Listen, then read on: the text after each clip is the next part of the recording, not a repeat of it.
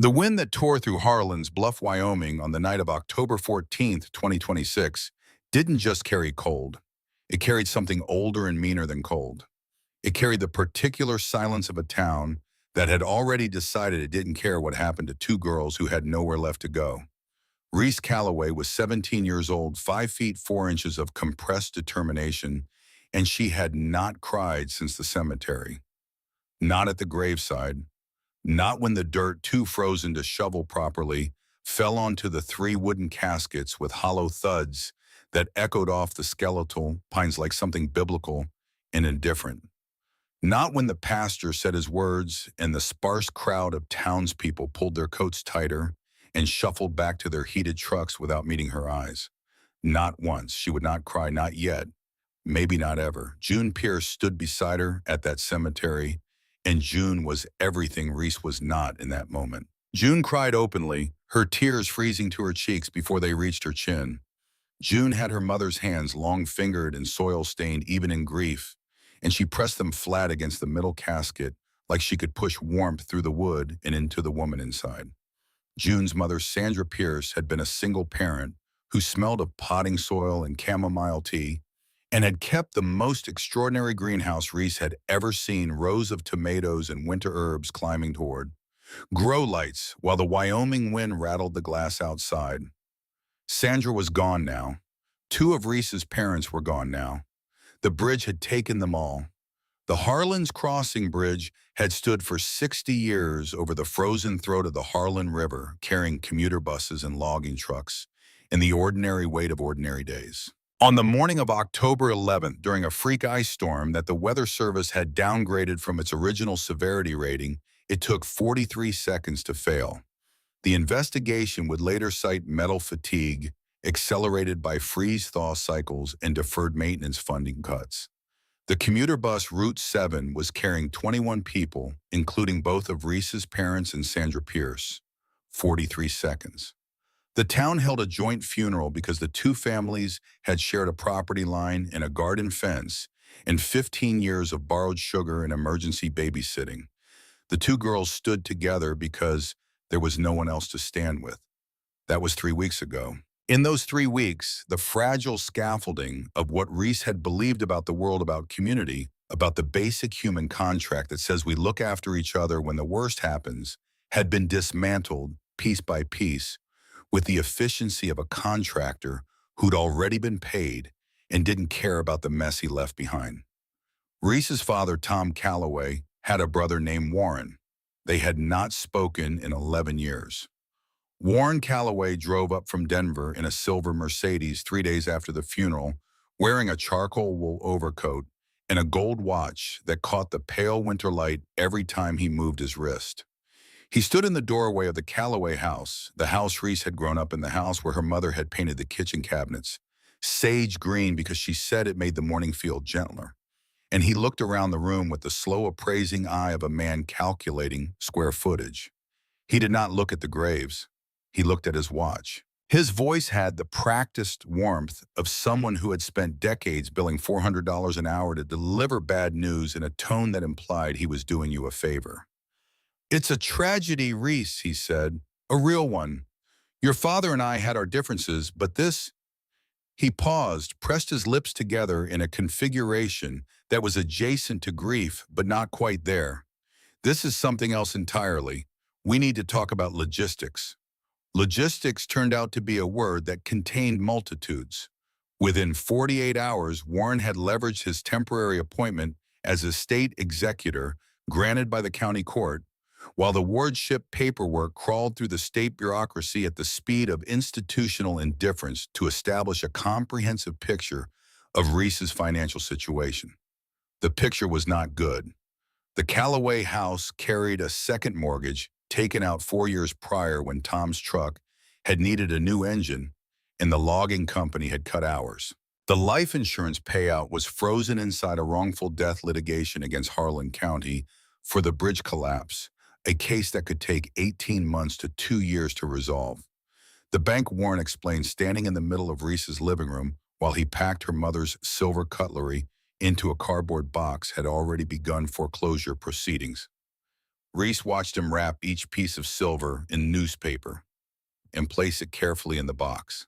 Her mother had used that cutlery every Thanksgiving, every Christmas, every birthday dinner where the table got set with the good dishes because the occasion deserved it. "Where's that going?" Reese asked. Warren looked at her briefly. "Administrative estate inventory, standard procedure." June's situation was simpler and worse. Sandra Pierce had rented her apartment on a month-to-month lease. The landlord, a man named Gary Pittock, who owned 6 rental properties in Harlan's Bluff and had the pinched, watchful look of someone perpetually convinced he was being cheated, had changed the locks within 72 hours of Sandra's death. He cited the lease agreement. He did not attend the funeral. Warren's solution for both girls, delivered with the brisk finality of a man who had other appointments, was to suggest they find friends to stay with until the state social worker arrived at the end of the month. He himself, he regretted, could not offer his Denver home because his wife had allergies. He said this without apparent irony. He left them standing on the icy sidewalk in front of the foreclosed house with 2 duffel bags of clothes each. He had also, they would discover later, taken the emergency cash jar from the top of the Callaway refrigerator, a clay pot shaped like a rooster that Reese's mother had kept filled with small bills for precisely the kind of unforeseen emergencies that life periodically delivered. Warren had labeled it in his neat attorney's handwriting on a yellow legal pad note as petty cash estate administrative expenses. The betrayal of family is one kind of wound. The betrayal of a whole town is something else. It moves slower, cuts deeper, and leaves a different kind of scar. Reese and June spent 2 days working through what they believed were their options. They knocked on the doors of classmates whose parents answered with the particular expression of people who had suddenly remembered urgent business elsewhere. They sat in the front office of Harlan's Bluff High School and explained their situation to the vice principal, Mrs. Cord, who listened carefully, expressed genuine sympathy, and then explained that the school was not able to provide housing and that the appropriate channel was the county social services office, which had a 3-week backlog. On the 3rd day, Reese went to see Mayor Roy Stanton.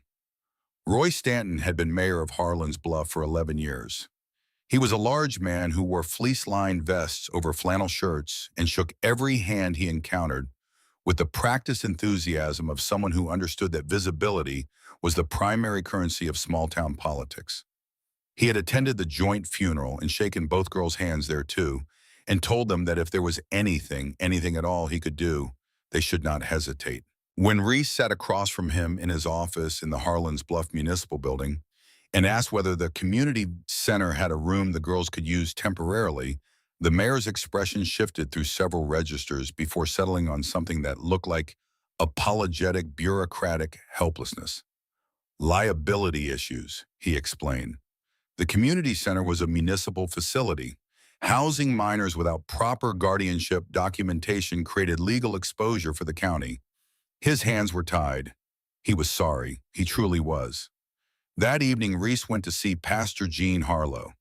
Pastor Harlow ran Harlan's Bluff First Community Church, a white clapboard building with a furnace that worked in a basement with 8 folding cots that Reese had personally helped set up 3 years ago during a Red Cross emergency preparedness weekend.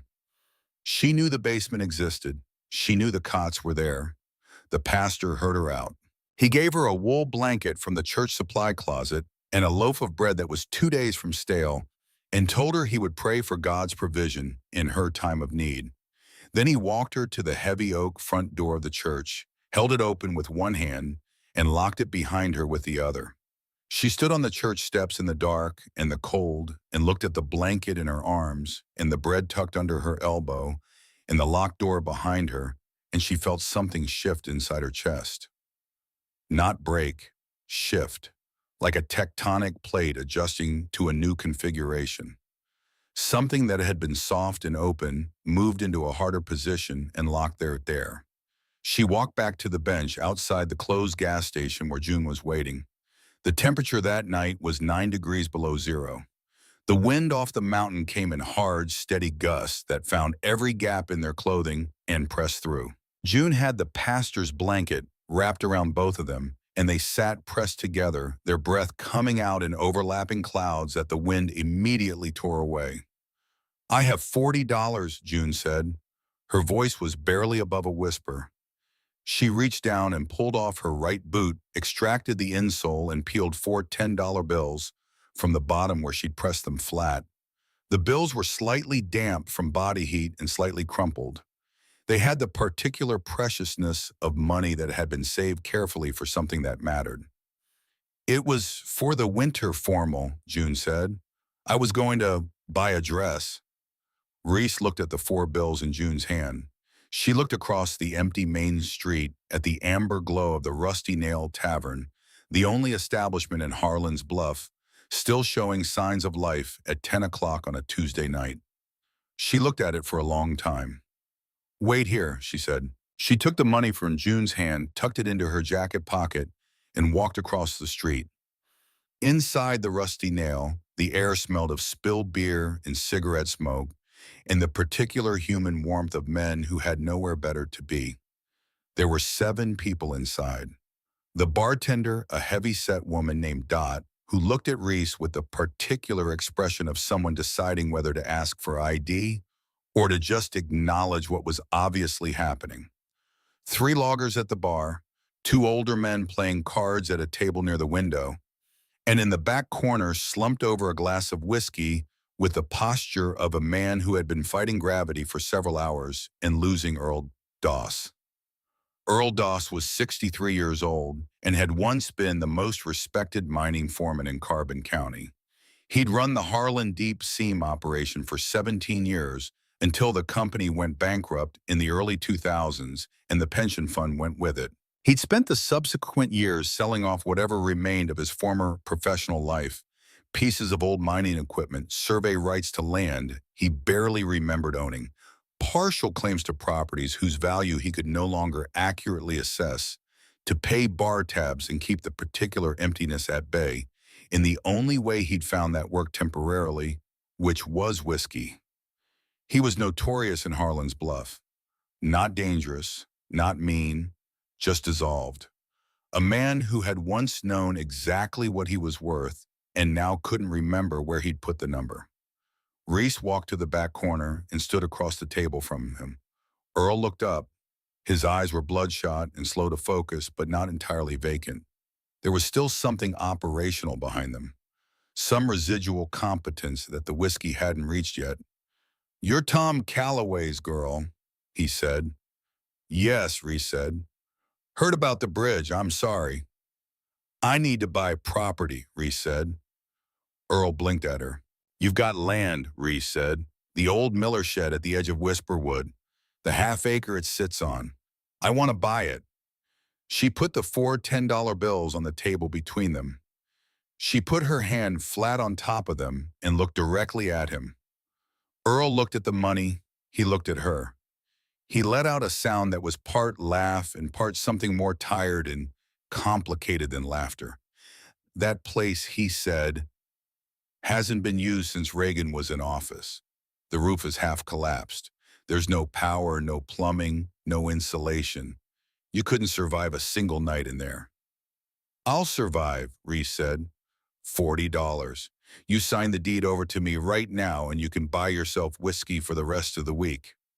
Dot, the bartender, who had been listening with the professionally detached attention of someone who had heard everything and was surprised by nothing reached under the bar, produced a ballpoint pen and set it on the table without comment. Earl looked at the pen. He looked at the money. He reached into the breast pocket of his flannel shirt, which he conducted with the elaborate care of a man trying not to demonstrate how impaired his coordination was, and produced a folded piece of paper. He smoothed it on the table. It was a partial tax record for a half-acre parcel on the eastern edge of the Whisperwood Pine Tract, designated as the Miller property, last assessed value $430. He turned it over. He picked up the pen. On the blank backside in large, shaky letters, he wrote, "I, Earl Doss, sell the Miller Shed property to Reese Calloway for $40 cash." He wrote the date. He signed his name. He pushed it across the table. Reese took the money off the table and handed it to him. She folded the paper carefully and put it in her inside jacket pocket. She buttoned the pocket closed. "Don't come crying to me when you freeze to death out there, girl," Earl said, reaching for his glass. Reese was already walking toward the door. Outside, she crossed back to where June was sitting and held out the folded paper. June looked at it, looked at Reese. "What is this home?" Reese said. "Come on." The walk to the Miller shed took an hour and 20 minutes.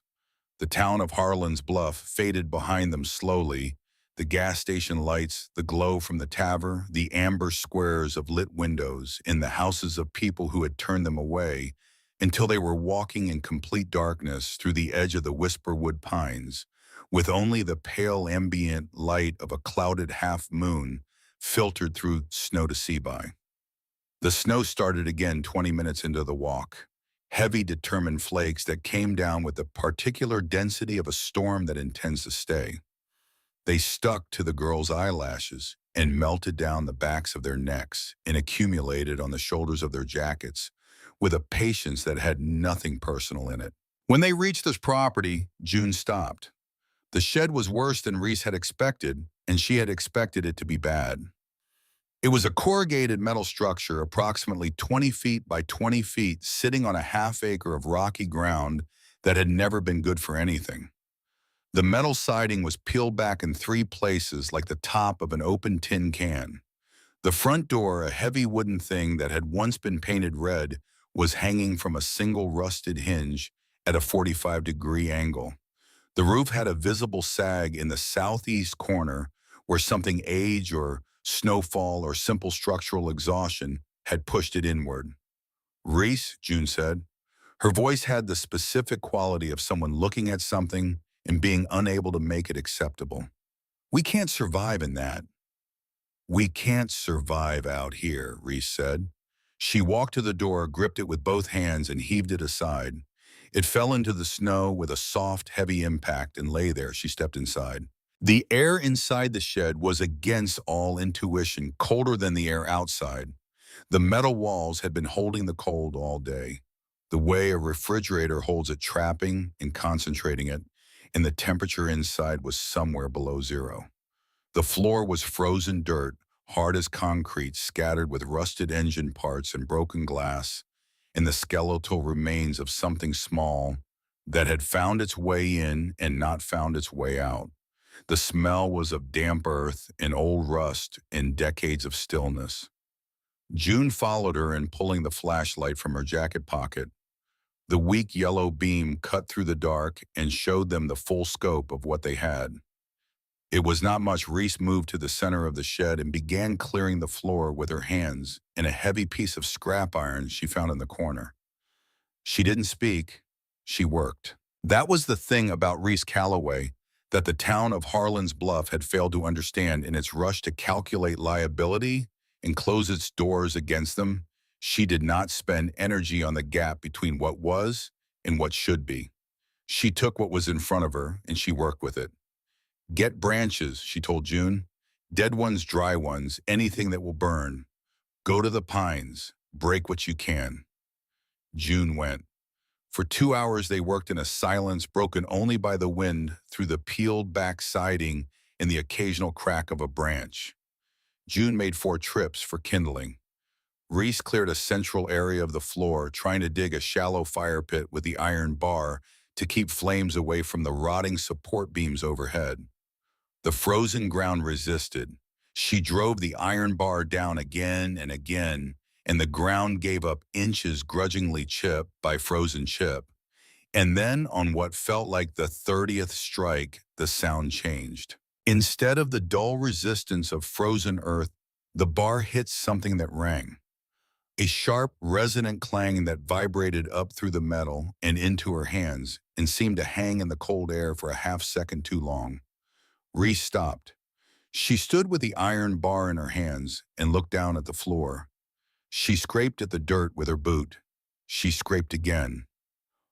She pressed her heel down and felt through the sole of her boot, not the granular give of compacted earth, but the unyielding flatness of something man-made beneath the surface.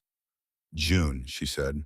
Her voice came out quiet, not loud, not urgent, Quiet in the way that certain discoveries require quiet, not because they are frightening, but because they are too significant for noise. June came over with the flashlight. The beam hit the floor. Beneath 3 inches of packed dirt and debris, the weak light caught the edge of something rectangular, riveted the dark industrial gray of heavy steel, extending beyond the cleared area in all directions. They cleared it with their hands, both of them on their knees, in the frozen dirt, scraping with their fingers in the iron bar until the full shape emerged. A rectangular steel plate, approximately 4 feet wide and 6 feet long with riveted seams, and at the far end, buried under a dense mound of hardened mud, the unmistakable silhouette of a heavy industrial rotary latch, the kind used on submarine access hatches or cold storage vault doors, the kind built to seal something in or seal something out. "What is that?" June whispered. It was not quite a question. It was the kind of statement a person makes when they need to hear their own voice confirm that what they're seeing is real. "Help me," Reese said. They dug the latch free. It was a heavy iron wheel corroded with decades of oxidation, the kind of mechanism that required grip and leverage and commitment. They took it between them, both hands, all their strength, and pulled. The wheel didn't move. They pulled again harder, adjusting their grip, finding their footing on the frozen ground. Then, with a sound that was less a click than a physical event, a deep mechanical scream of metal that had been still for decades, protesting its sudden requirement to move, the wheel turned. Clack. The locking mechanism disengaged. A sound like pressure releasing, like a long-held breath finally let go. Reese wedged the iron bar under the lip of the steel plate and threw her whole body weight backward. The hatch swung upward. It was heavy, enormously heavy, and it fell back against the frozen dirt floor with a reverberating boom that shook the walls of the shed. Dust fell from the ceiling. The broken glass on the floor vibrated, and then the air hit them. It came up from the open hatch in a wave that was immediately and unmistakably warm. Not room temperature warm, not merely the absence of cold. Genuinely, substantially, miraculously warm. Somewhere in the range of 70 degrees. It smelled of sulfur and wet earth and old machine oil and something mineral and ancient, the smell of rock that had been keeping a secret for a very long time. June stumbled backward and sat down hard in the dirt. Reese stayed on her knees at the edge of the hatch looking down. The flashlight beam fell into the opening and showed a heavy steel ladder descending into darkness, the rungs coated in a thin layer of rust that had never progressed to structural failure. The walls of the shaft were not earth. They were reinforced concrete poured in smooth, unbroken sections with the precision of professional construction. "I'm going down," Reese said. She didn't say it as a question or an invitation for discussion. She said it as information. "Reese, you don't know what's down there," June said. Her voice had the particular tightness of someone trying to be reasonable against a rising tide of adrenaline. "No oxygen, gas pockets, an animal, anything." "I'd rather take the chance down there than freeze up here for certain," Reese said. She swung her legs over the edge, found the top rung with her boots, and began to climb down. 10 rungs, 20. The temperature climbed with each rung in the opposite direction, warmer and warmer, and she had to unzip her jacket before she reached the bottom. The flashlight beam swept the walls of the shaft as she descended, concrete and more concrete, solid and dry, built by people who intended it to last. When her boots hit the metal grating at the bottom, she swept the flashlight in a full circle, and she stopped breathing for a full 3 seconds. She was standing in a room the size of a high school gymnasium. The ceiling was 18 feet overhead, crossed by massive insulated pipes that ran the length of the space and converged on a central structure in the middle of the room. The walls were reinforced concrete lined with heavy metal shelving. The floor was metal grating. Over what she could feel through her boot soles was a significant drop channels designed to drain condensation or carry infrastructure, she couldn't tell which. The air was warm enough that she could see no breath fog at all. In the center of the room sat a turbine generator of a scale she had never seen outside of industrial photographs. It was roughly the size of a school bus laid on its side, all steel casing and heavy pipe connections and pressure gauges sitting on a massive concrete foundation with anchor bolts the diameter of her forearm. It was completely still, not even vibrating dormant in a way that felt like sleep rather than death. But the warmth in the room was not coming from the turbine. The turbine was cold. The warmth was coming from the far end of the cavern. Reese walked toward it. The concrete walls ended about 40 feet ahead, giving way to natural rock, dark and faintly glistening. In the rock at floor level, a roughly circular depression held a pool of water that was approximately 15 feet across. The water was moving not violently, but with a constant, slow rolling that came from below, from whatever geological mechanism had been generating heat in this spot for longer than human memory. The surface of the pool radiated warmth in visible waves that bent the air above it. It smelled of sulfur and minerals and the deep interior of the earth, a geothermal vent. Natural, ancient, completely functional. "It's safe," Reese called up the shaft. "Come down." June descended and arrived at the bottom and stood still for 5 seconds, which was about 4.5 seconds more than Reese had given herself. Then June moved. She walked to the shelving along the west wall and began pulling at the military green canvas tarps that covered the lower sections. Beneath the tarps, heavy wooden crates stenciled in faded black paint were stacked in orderly rows. She pulled the tarp from one section entirely, sending a shower of dust into the warm air. The crates were stenciled with U.S. government identifiers and dates from 1969. She pried the lid from the nearest one with the iron bars she'd carried down and found inside individually vacuum-sealed in heavy plastic rows of military ration packages. MRES meals, ready-to-eat old generation versions in olive drab packaging. She opened a second crate.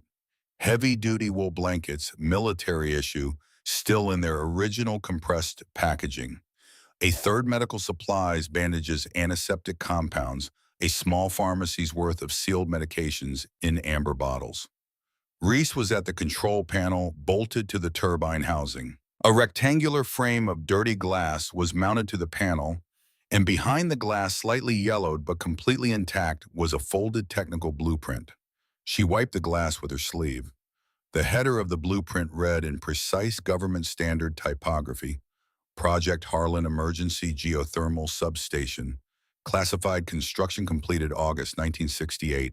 She stood and read it for a long time.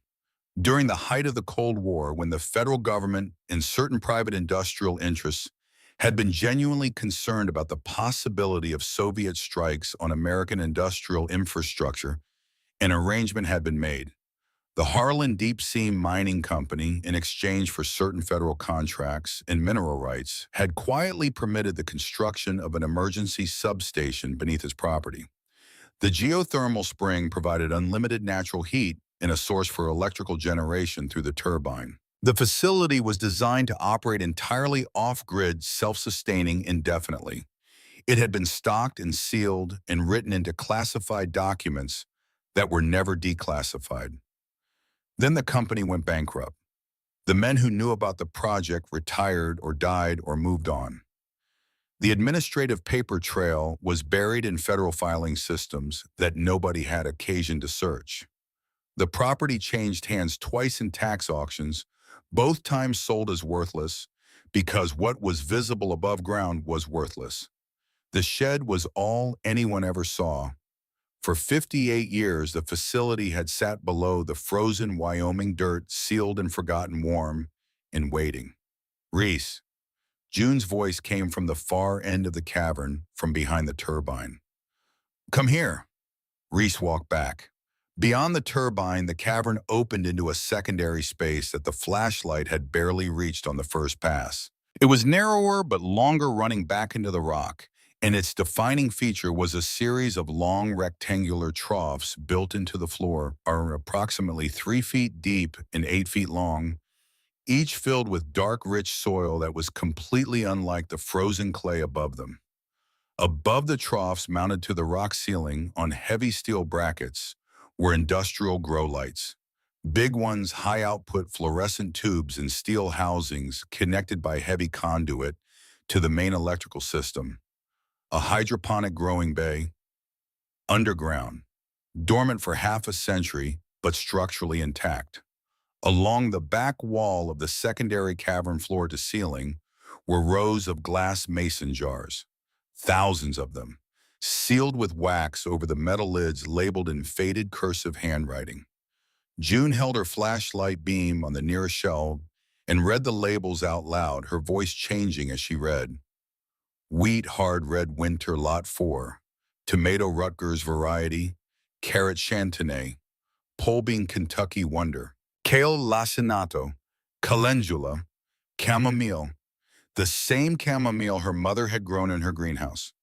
The same strain possibly of the same seed bank that some government agricultural officer had curated in 1968 for exactly this kind of situation.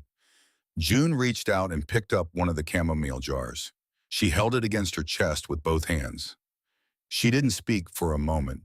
Then she said, "My mom had this one. Exactly this one." Reese looked at her.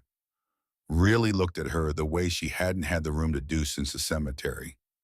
June's face in the flashlight beam was streaked with dried dirt and the traces of earlier cold, and something else now, something that was the inverse of grief, a kind of stunned recognition that the world was larger and stranger and more generous than it had appeared to be 40 minutes ago.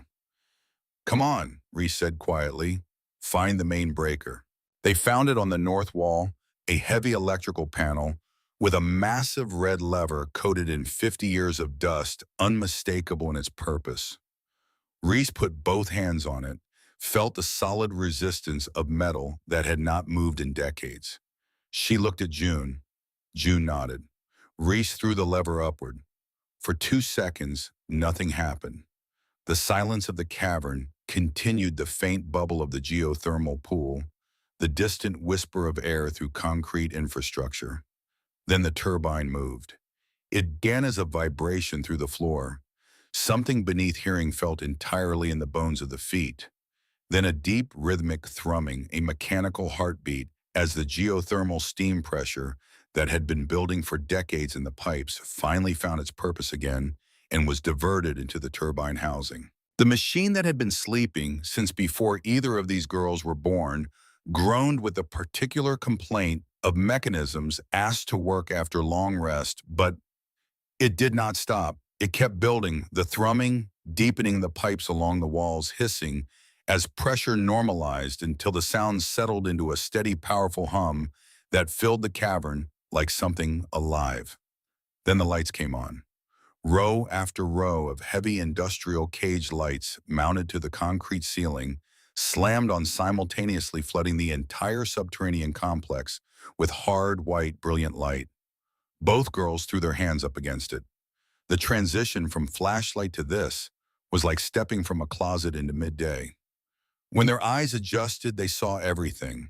The scale of it, the shelves running the full perimeter, the military crates stacked in their hundreds, the mason jars catching the light along the back wall in a row of amber and gold, the grow lights in the secondary cavern pulsing warm over 50 years of dormant soil, the geothermal pool at the far end steaming gently constant and ancient, indifferent to the decades of human forgetting that had passed above it. Reese stood in the middle of it and turned slowly, taking it all in. $40. They had paid $40 for this. $40 in a signature on a bar napkin. The thought should have produced triumph, and somewhere underneath everything else it did. But it was a complicated triumph because Reese Calloway, standing in the warm, impossible light of a forgotten Cold War bunker, while 17-year-old June Pierce clutched a jar of chamomile seeds to her chest and wept silently, was already thinking ahead. Already running the inventory. Already calculating what this place could hold, what it could sustain, how long the food would last, against how many people, what the systems could support, and for how long. She was already thinking about the town above them, the town that had locked its doors and turned its back and told her that liability issues prevented compassion. She was already thinking about winter.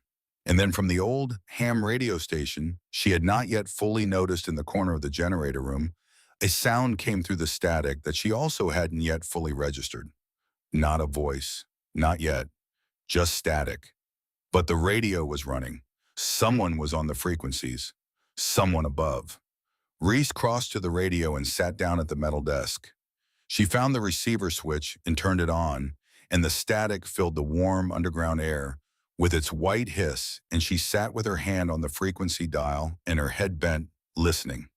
She did not yet know that in approximately 48 hours, the most severe blizzard in Wyoming's recorded history would begin moving in from the northwest. She did not yet know that the Meteorological Service had already issued an emergency alert classifying it as a once-in-a-century weather event with projected snowfall of 12 feet in 72 hours and sustained winds of 70 miles per hour. She did not know that the Harlan's Bluff municipal power grid, already stressed and aging, would fail completely within the first 8 hours of the storm, plunging 200 residents into darkness and freezing cold, with no backup generation, no fuel reserves, and no road access out. She did not yet know any of that, but she was beginning to sense it, the way you sense a change in weather before the instruments confirm it. The way you sense that a situation you thought was contained is actually much larger than it appeared. She sat at the radio in the warm light of the recovered bunker $40 worth of property owner, 17 years old and entirely alone except for June, and she listened to the static. Outside 3 miles away and completely unaware of what sat beneath the frozen dirt at the edge of the Whisperwood Pines, the town of Harlan's Bluff, Wyoming turned its lights off and went to sleep. The last ordinary night it would have for a very long time. The blizzard arrived without ceremony. There was no gradual buildup, no polite meteorological warning that allowed people to prepare, no slow darkening of the sky that gave the mind time to adjust to what was coming. 1 hour the wind was simply cold and the snow was simply falling in the ordinary way of a Wyoming winter, and the next hour the world outside Harlan's Bluff ceased to exist. The snow came down at 4 inches an hour.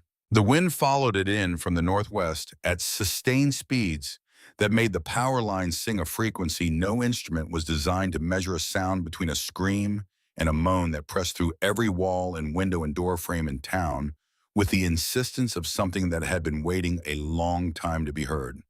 The temperature dropped to negative 22 degrees Fahrenheit and kept dropping. At 8:14 in the evening of the storm's first full day, the main power substation on the north ridge of Harlan's Bluff overloaded. The failure was visible from 3 miles away. A massive blue-white arc of electricity lit the sky above the ridge for a fraction of a second, violent and beautiful and final, and then every light in Harlan's Bluff went out simultaneously. The darkness that replaced them was not the soft darkness of a cloudy night. It was absolute. The kind of darkness that has weight to it, that presses against the eyes like a physical thing. Below ground, in the humming warmth of the recovered bunker, Reese felt nothing. No flicker in the overhead lights. No change in the turbine's steady rhythm. The geothermal system operated on its own closed loop, drawing heat from the earth itself, indifferent to whatever the surface chose to do. The temperature in the cavern held at 72 degrees. Reese had been awake for most of the previous 48 hours. She had not been idle. In the hours after the initial discovery, while the storm built above them, she had conducted a systematic inventory of everything the facility contained. She had worked through it with the methodical focus of someone who understood that the difference between surviving and not surviving often came down to knowing exactly what you had and exactly how long it would last. She had a clipboard she'd found in the control room, a legal pad, and a ballpoint and pen, and she filled 12 pages with columns of numbers. The military crates contained 340 individual MRE packages, each providing roughly 1,200 calories. The wool blankets numbered 216, still compressed in their original packaging, perfectly preserved. The medical supplies filled 4 large crates and included antibiotics, wound care materials, pain medications, and a comprehensive first aid inventory that Dr. Martha Fields, if she ever saw, it would find extraordinary. There were water purification tablets in quantities sufficient for years, though the geothermal pool itself tested clean on the rudimentary chemical strips she found in the medical crates. The mason jars numbered somewhere above 3,000. She did not count them individually. She noted the seed varieties, the approximate quantities, and moved on. The turbine was generating enough electricity to power the grow lights. The ventilation system, the radio station, and the overhead lighting throughout the facility simultaneously with capacity remaining. The geothermal pool maintained a constant temperature of approximately 104 degrees and showed no signs of variation.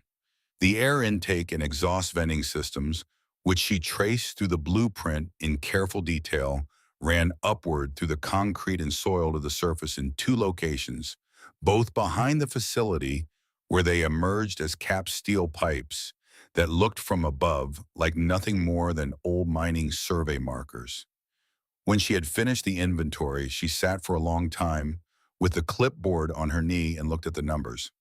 216 blankets, 340 meals, a self-sustaining heat source, clean water, a growing operation that once activated could produce meaningful food quantities within 6 to 8 weeks, a medical supply cache that would stock a small clinic.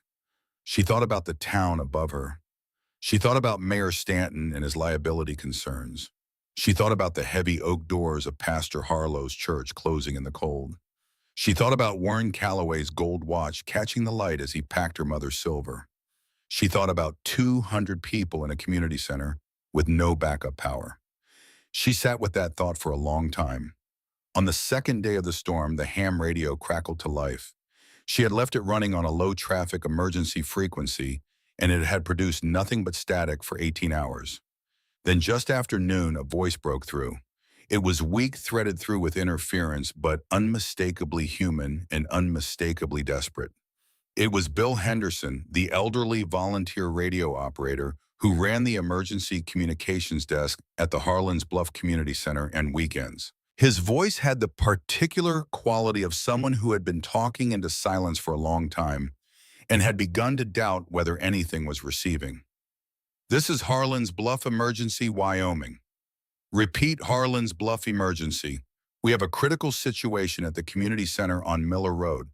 Power has been out for 22 hours. We have approximately 200 residents sheltering. No backup heat, no generator fuel, roof showing structural stress from snow load. We have 31 cases of frostbite, including children. We have 3 elderly residents with serious medical conditions. We have no food beyond what people carried in. Roads are completely impassable. We are requesting immediate emergency assistance from any station receiving this transmission. Repeat, this is Harlan's Bluff Emergency. The transmission dissolved into static. Then it came back quieter, and Bill Henderson's voice had dropped into a register that was beyond official emergency protocol into something rawer and more specific. We are losing the children, he said. If anyone can hear this, please. Then static again. Reese sat at the radio desk with her hand on the volume knob and did not move for a full minute. June had been in the secondary cavern working. She had spent the previous day cleaning the hydroponic troughs, testing the irrigation lines, examining the grow light connections. She had the particular focus competence of someone doing work their hands knew how to do her mother's hands in her mother's domain, and she had not spoken much, but she had been entirely purposeful. When she heard the radio transmission, she appeared in the doorway of the generator room and stood there listening. After the static returned, the two girls looked at each other across the warm underground air. The moment had a weight to it that both of them felt without needing to name it. This was the decision that would define everything that came after. Not the decision to buy the shed, not the decision to open the hatch. This one. This specific moment of choice between the legitimate grievance of two girls who had been left to die in the cold and the 200 people above them who were now doing the same. They left us, Reese said. Her voice was steady and quiet and completely honest. They closed every door, every single one. I know, June said. If we hadn't found this place, we would be dead right now, and none of them would have lost sleep over it. I know that too. A silence. The turbine hummed its patient hum. The geothermal pool bubbled softly at the far end of the cavern. There are children in there, June said. Not as an argument, as a fact. Reese looked at the radio. She looked at the blueprint on the desk beside it, the engineering diagrams she had been studying for 2 days. She thought about the massive pressure release manifold she had identified in the northeast corner of the facility, the emergency steam venting system that the original engineers had built as a safety measure, thick steel pipes running upward through the rock and soil to the surface in the direction of the old mining access road. She had calculated in the quiet hours while June slept that those pipes terminated approximately a quarter-mile from the community center's rear entrance. She thought about the physics of superheated geothermal steam hitting 12 feet of compacted snow. "Go get your boots," Reese said. June looked at her for a moment. Then she turned and went. The emergency steam vent manifold was in the northeast corner behind a steel safety cage painted in faded red and yellow hazard stripes. The main valve was a massive iron wheel 18 inches in diameter, covered in warning placards that had faded to illegibility over 5 decades. The warnings were probably still valid. Reese didn't spend time on them. She had calculated what would happen when she opened this valve. The geothermal system had been building pressure for 58 years beyond its designed operational parameters. The steam in those pipes was not the polite steam of a household kettle. It was superheated water vapor at 312 degrees Fahrenheit, under pressures that the original engineers had designed the manifold specifically to contain and redirect. When she opened the release valve, that pressure would travel up the vent pipes and hit the snowpack above with a force equivalent to a sustained industrial pressure washer.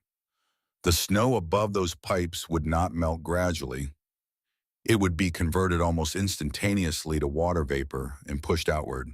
It would create a channel, a heated tunnel through the drift following the pipe run toward the surface and onward across the ground above where the subsurface pipes radiated enough residual heat to keep the path clear. It would also create a column of steam above the surface exit point that would be visible for miles. A beacon, a path, a door blasted open through 12 feet of snow. "If we vent maximum pressure," June said, reading the blueprint over Reese's shoulder, "we risk thermal stress on the main boiler housing. Earl built this thing in 1968. We don't know its current tolerance." "No," Reese agreed. "We could lose the heat source entirely." "We could." June looked at the valve, looked at Reese. "Okay," she said. They gripped the iron wheel together. Both sets of hands, all available strength, leveraged against 58 years of inertia. The wheel turned. The sound that followed was immense. Not an explosion, but a sustained industrial roar. The sound of a system doing exactly what it was designed to do at full capacity for the first time in 6 decades. The pipes along the ceiling vibrated. The floor vibrated. Dust fell from the concrete seams overhead. And then from somewhere above them, muffled by rock and soil and 12 feet of snow, a deep concussive boom as the steam column broke through the surface and hit the cold air above. They watched the pressure gauges on the manifold panel drop, stabilize, and hold. The turbine's hum shifted slightly and register, and then steadied. The overhead lights flickered once and held. The system was holding. "Now we wait," Reese said. In the community center gymnasium on Miller Road, 200 people were arranged in clusters on the cold floor wrapped in whatever they had. The temperature inside had dropped to 22 degrees. The frost on the interior walls had thickened to a quarter-inch of solid ice that caught the dim emergency candlelight and threw it back in cold, fractured patterns. Mayor Roy Stanton sat on the bleachers with his hands between his knees, his face the color of old paper. He had been mayor for 11 years. He had navigated budget disputes and zoning conflicts in a particularly contentious school board election. He had never been genuinely afraid before.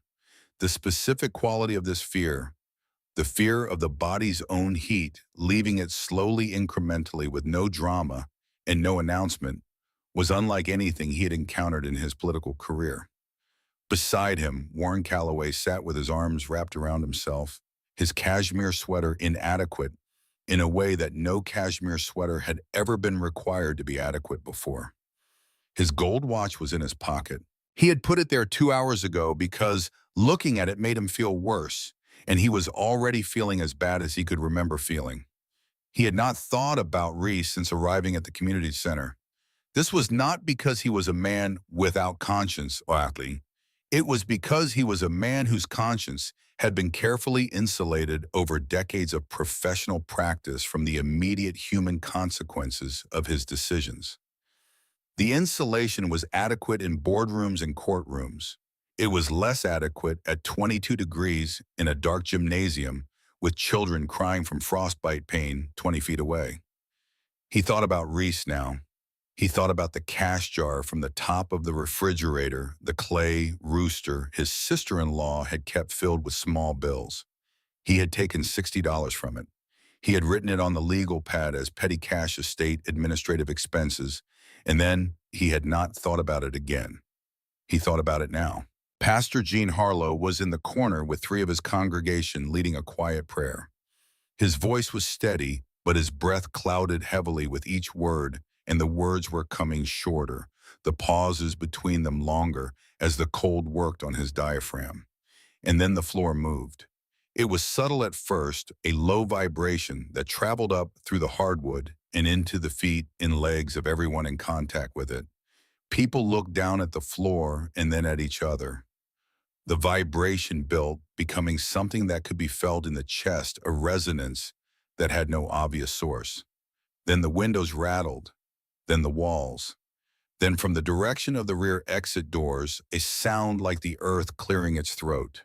The rear exit doors were frozen shut, blocked from outside by the snowdrift that had built against them over 30 hours of storm. When the steam column hit the snow above the vent pipes and the superheated ground began radiating upward from the subsurface pipe run, the process took approximately 4 minutes. The snow above the pipeline sublimated the drift against the rear doors, lost its structural coherence, and then the pressure differential between the heated tunnel forming outside and the cold-sealed gymnasium created a force against those doors that the rusted push-bar mechanisms were not designed to resist. The doors blew inward, not violently, not explosively. They swung open with a heavy final purposefulness, and into the gymnasium rolled a dense opaque cloud of white steam that was 104 degrees Fahrenheit and smelled of sulfur and deep earth. The temperature in the gymnasium spiked 15 degrees in 90 seconds. The frost on the walls began to weep. Children stopped crying. Adults stopped praying. 200 people stared at the open rear doors and the column of white steam visible through them, rising from a point a quarter-mile away into the dark winter sky glowing faintly from below with a light that had no apparent source. Mayor Stanton walked to the doors. He looked out at what should have been an impenetrable wall of snow and found instead a tunnel roughly 8 feet wide and 6 feet tall, cut cleanly through the drift as though the snow had simply agreed to move. The floor of the tunnel was bare asphalt warm to the touch. The walls curved smoothly upward. The steam that hung in the air inside the tunnel was thick but breathable, carrying the heat of the Earth's interior into the spaces where people were freezing. At the far end of the tunnel, the steam column rose 100 feet into the dark sky. "Follow the light," Pastor Harlow said. His voice had recovered its steadiness, and there was something in it beyond ordinary resolve. He reached down and picked up the nearest child, a small girl who had been crying quietly for 3 hours, and held her against his chest. "Everyone move. Now." The exodus took 40 minutes. 200 people, many of them barely mobile from the cold, moved through the steam tunnel in a line that stretched from the community center doors to the edge of the Whisperwood Pines. The air in the tunnel was warm enough that people removed their outer layers. Children stopped shivering. The elderly, who had been the most at risk, moved with the careful deliberateness of people who understood that the distance between them and survival was currently measured in steps. The tunnel led them to the Miller shed. The exterior of the shed looked exactly as it always had. Rusted corrugated metal, the door lying in the snow where Reese had thrown it 3 nights before. The snow in a 50-foot radius completely melted. The ground turned to warm mud that steamed gently in the frozen air. Mayor Stanton was the first one through the open door. He looked at the floor and saw the open steel hatch. He looked down the shaft and saw the bright light below and felt the warm air rising from it like a benediction. He called down, "Hello, is anyone down there?" The voice that came back up was 17 years old and entirely steady. "Climb down. Leave your boots at the bottom. We just swept the floor." Warren Calloway was among the last to descend. He came down the ladder slowly, his expensive shoes finding each rung with the careful attention of a man unaccustomed to climbing things. When he reached the bottom and straightened and looked around, his face went through several expressions in rapid succession, none of which he had much practice controlling. The cavern was warm, brilliantly lit. The wool blankets were laid out in orderly rows across the concrete floor, military green and clean. At the far end of the room, a massive pot of rehydrated beef stew was heating on a steam pipe, the smell of it hitting the newly arrived crowd with an immediacy that made several people begin to cry. The sound of the turbine filled the space with a rhythm that felt in that moment less like machinery than like a heartbeat. Standing beside the pot holding a ladle were the two girls the town of Harlan's Bluff had turned away. The silence when the last of the 200 people reached the cavern floor was complete. The turbine hummed. The geothermal pool bubbled at the far end. 200 people stood in the warm light and looked at Reese Calloway and June Pierce, and the collective weight of what they had done and what they had failed to do pressed down on the room like a physical force. Mayor Stanton stepped forward. He removed his hat. He looked around the facility at the crates and the shelves and the grow lights and the geothermal pool, at the sheer impossible scale of what two 17-year-old girls had managed in 3 days, and he looked as though the ground had been removed from beneath his understanding of how the world worked. "Reese," he said, "how did you find this?" "We bought it," Reese said. Her voice carried the full length of the cavern without effort. "For $40, because no one in this town would give us a place to sleep." Nobody spoke. Warren Calloway stood near the back of the crowd and could not make himself meet his niece's eyes. "We have enough food for 3 months, June said. Her voice was quieter than Reese's, but carried the same unshakable authority. "Medical supplies along the east wall. The geothermal pool is clean for washing.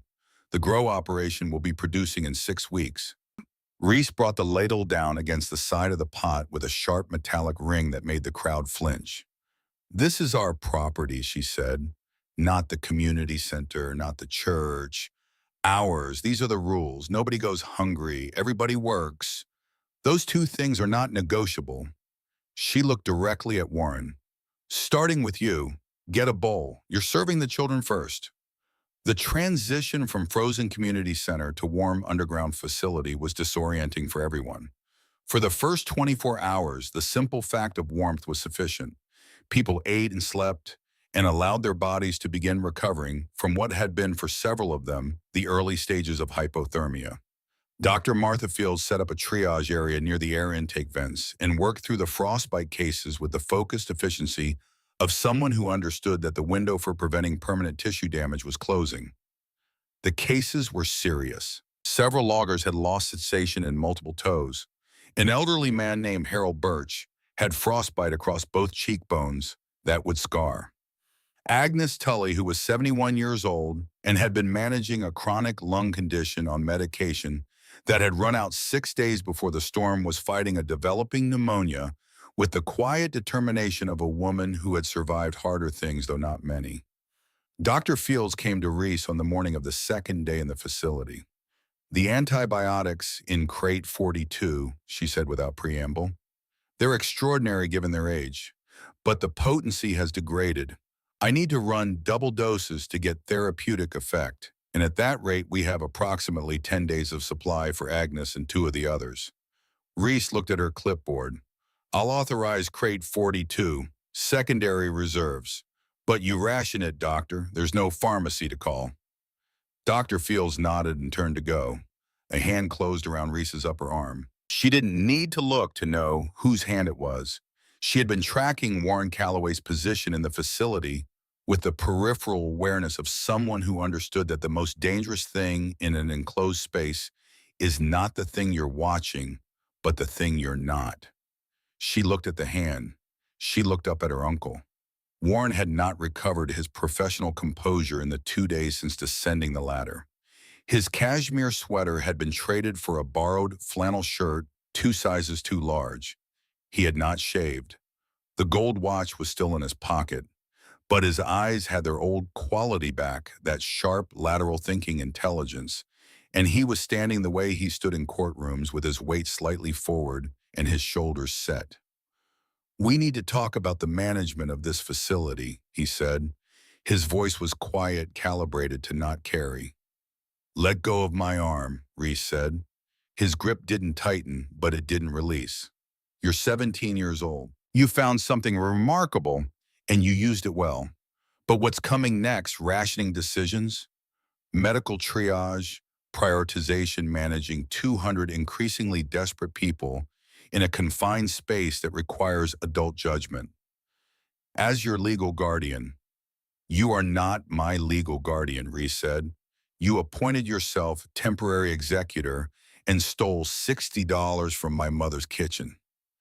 Those are the 2 things you've done since my parents died.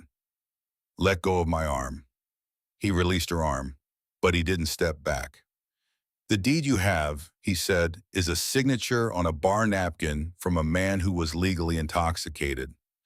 In probate court, that document has the structural integrity of wet paper. As your closest living relative, I can make a legitimate claim to guardianship of your person and, by extension, administrative control of any property you want to threaten me with legal mechanisms," Reese said quietly, "while we are buried under 12 feet of snow, with no road access and no communications except an old ham radio. You want to talk about probate court right now?" Something moved across Warren's face. Not shame exactly. Something more complicated and less resolved. "I'm trying to help," he said. "No," Reese said. "You're trying to be in charge. Those aren't the same thing." She turned away. "Stay out of the medical bay and don't touch the crates." He watched her walk away and said nothing. It was Agnes Tully who saw him. Agnes was lying on her cot in the medical bay at 2 in the morning on the 9th day of the storm, unable to sleep through the wet rattling in her chest that signaled her pneumonia progressing despite Dr. Fields' best efforts with the aging antibiotics. She was watching the shadows on the ceiling and the patterns the fluorescent light made through her half-closed eyes when she heard footsteps on the metal catwalk above. She turned her head. Warren Calloway was crossing the catwalk above the turbine housing with a 10-pound sledgehammer held loosely in his right hand. He moved with the careful, deliberate quietness of a man who believed himself unobserved. He descended the steel stairs on the far side.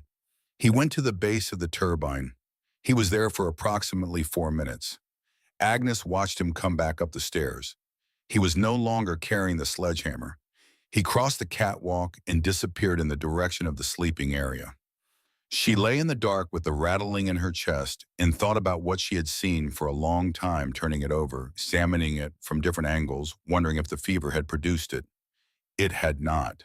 She was certain. She was 71 years old and had lived through enough human dishonesty to recognize it by the quality of its footsteps. She filed it in her memory and waited. At 2:17 in the morning, the turbine screamed. It was not a gradual change.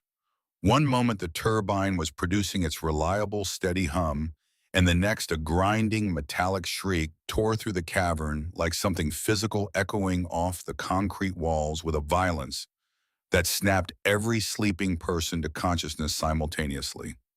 The overhead lights dropped immediately from their full white intensity to a sickly, brownish-yellow flicker that made shadows jump erratically across the faces of 200 people who were suddenly awake and afraid. Reese was off her cot in the control room before the echo of the first shriek had finished traveling the length of the cavern. She was running before she was fully conscious, her body making the decision that her mind was still processing. June was a half-second behind her. Earl Doss, who had been sleeping nearest the turbine housing on the grounds that his mechanical instincts required proximity, was already on the catwalk above the machine, his flashlight beam cutting through the flickering overhead light. "Drive shaft seizing," he shouted over the grinding noise. "Lubrication line. Something's wrong from the oil feed." Reese dropped to the base of the turbine. She went to her knees on the metal grating and shone her flashlight into the underbelly of the machine. The heavy brass valve that fed industrial oil to the main bearings was not merely closed. It was destroyed. The valve body was intact, but the handle had been sheared off at the base, leaving a brass stub too short to grip with any conventional tool. The valve itself was cranked fully closed. The bearings without lubrication were running hot. They were heating the drive shaft. The drive shaft was beginning to seize. If it seized completely, the turbine would stop. If the turbine stopped, the geothermal pressure in the pipes had nowhere to go. It would build against the boiler housing. The boiler housing was 58 years old. "How long?" Reese shouted up to Earl. "If the bearings run completely dry." Earl's voice had the flat precision of a man calculating, rather than panicking, which was in that moment the most valuable sound in the world. 40 minutes before the shaft locks. Another 10 before the boiler pressure hits critical. After that, it's physics. I need a wrench, and I need it now. The toolbox from the maintenance station. June was already moving. She slid it across the metal grating to Reese with both hands, and Reese had it open and was pulling tools before it stopped moving. The brass stub was too short for a standard wrench to seat properly. Reese tried twice the wrench, slipping off the smooth brass with the particular frustration of a tool encountering a problem it was not designed for. She tried a different size. Slipped again.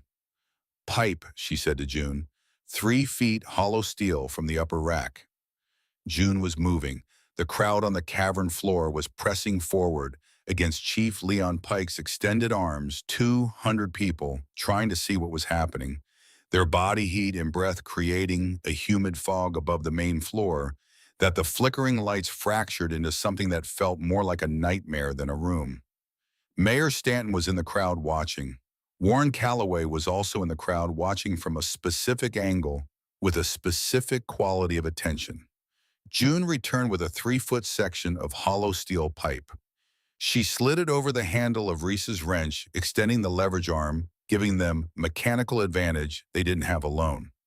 "Together," June said. They gripped the end of the pipe extension. Both of them, their combined weight and every gram of strength they had between them thrown against a brass valve stub in the underbelly of a 58-year-old turbine generator, while the machine above them screamed and the lights above them flickered, and 200 people watched from the darkness. The wrench slipped. June's knuckles hit the metal housing. Reese's shoulder hit the grating. Both of them scrambled upright, reset their grip. "Again," Reese said. They threw themselves against the pipe. A sharp crack from the brass stub, the material finally surrendering to forces it was no longer designed to resist, and then the valve gave. The heavy, viscous, industrial oil, amber-colored and thick, flooded into the main bearing channels, with a sound like something finally being allowed to breathe. The grinding noise from the drive shaft slowed, roughened, caught, then smoothed reluctantly, finding its rhythm again as the oil reached the hot bearings and began doing what it was designed to do. The turbine's pitch shifted from its grinding scream back toward its familiar hum, the transition not clean but functional, the sound of a machine that had come very close to dying and had decided instead to keep working. The overhead lights climbed from their sickly flicker back toward full intensity. The crowd exhaled. Reese and June lay on the metal grating beneath the turbine housing, covered in machine oil and sweat, and did not move for 30 seconds.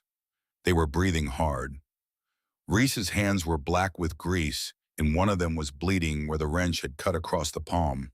June's right forearm had a burn mark where it had briefly contacted the turbine housing already raising into a welt. Earl Doss appeared above them, leaning over the catwalk railing. He was holding the sheared brass valve handle. He held it out so Reese could see it clearly. "Solid brass," he said, "58 years old. It doesn't shear like that from age." He paused. "Somebody took something heavy to this." The cavern went very quiet. Not the ordinary quiet of people waiting to hear something. The specific quiet of 200 people who have just understood that the thing that almost killed them was not an accident and who are currently standing in a confined space with whoever did it. Reese stood up from the grating. She wiped the oil from her face with the back of her hand, which accomplished nothing except redistributing it. She looked out at the crowd from the base of the turbine, and she was 17 years old and covered in grease and bleeding from one hand, and she looked in that moment like something older than 17, something that had been forged rather than grown. "Someone broke that valve deliberately," she said. Her voice carried the cavern without effort. "If those bearings had seized, the boiler would have detonated. Everyone in this room would be dead." She looked at Warren Calloway. He was standing near the medical supply crates, and his face was the color of the concrete walls, and he was very still in the way that people are still when they understand that the room has turned and is now facing them. Agnes Tully's voice came from the medical bay. It was not loud. It did not need to be. "I saw him," Agnes said, "2 hours ago. He was on the catwalk above the turbine with a sledgehammer. I watched him go down to the base and come back up without it. The hammer will be under the cot next to his sleeping area." Chief Leon Pike did not say anything. He walked to the sleeping area. He kicked over the canvas bag beside the indicated cot. He reached under the cot and pulled out a 10-pound steel sledgehammer. The head was smeared with fresh brass filings and heavy black machine grease. He held it up so the room could see it. The sound that came from 200 people simultaneously was not a single sound. It was a convergence of sounds, fury, and disbelief, and the specific outrage of people who have been frightened by someone they trusted with their lives, braided together into something that had no polite name. The loggers moved first. Chief Pike put his hand on his sidearm and stepped between them and Warren. "Nobody touches him," he said. "We are still a community of laws." "There are no laws down here," someone shouted from the back. "There are," said June.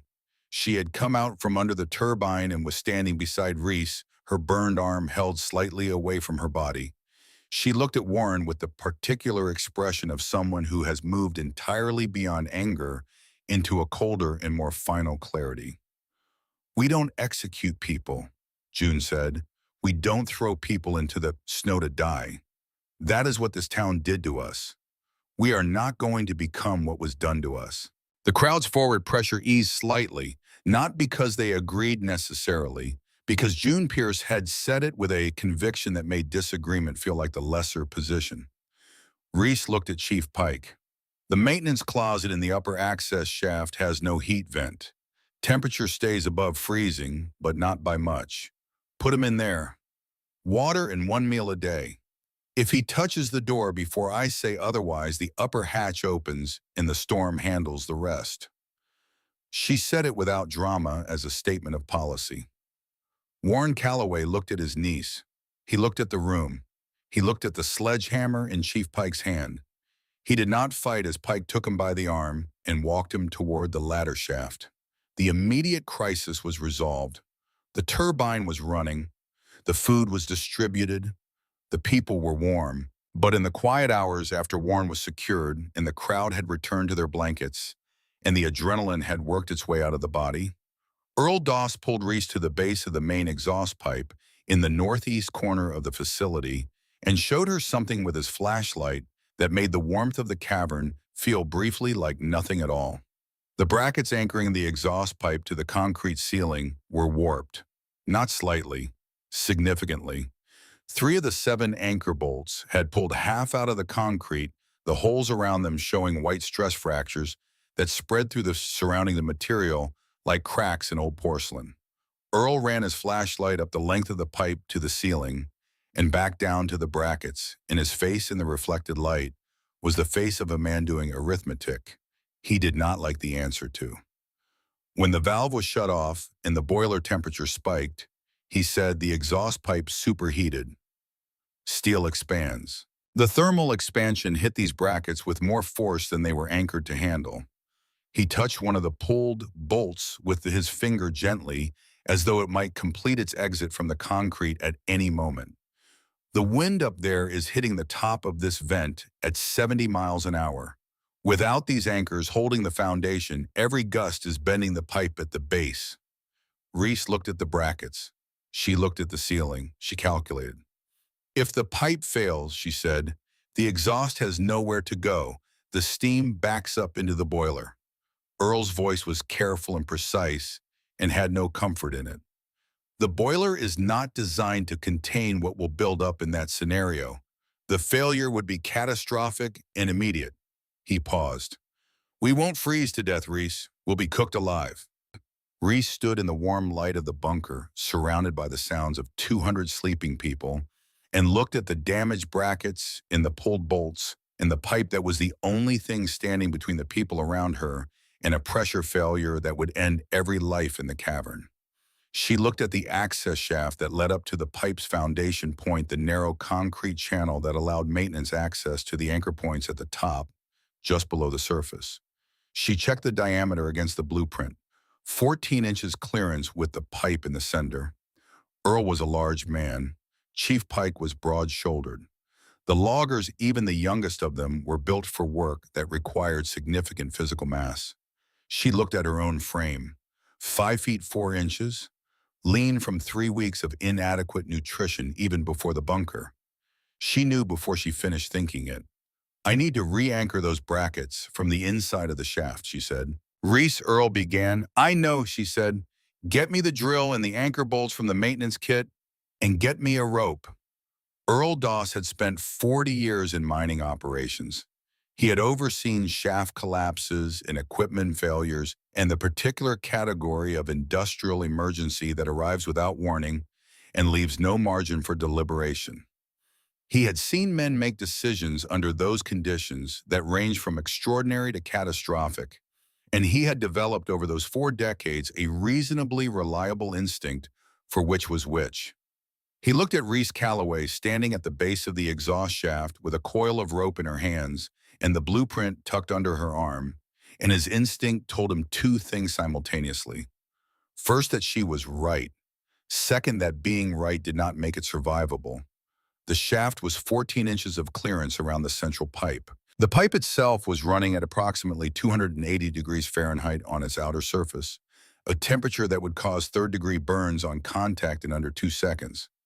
The ambient temperature inside the shaft with the pipe radiating that heat in a confined concrete channel would be somewhere around 140 degrees. Above the concrete ceiling, the wind was hitting the exposed vent cap at sustained speeds that were transferring enough lateral force to the pipe to make the entire structure shudder in irregular intervals, each shudder transmitting down to the damaged brackets at the base.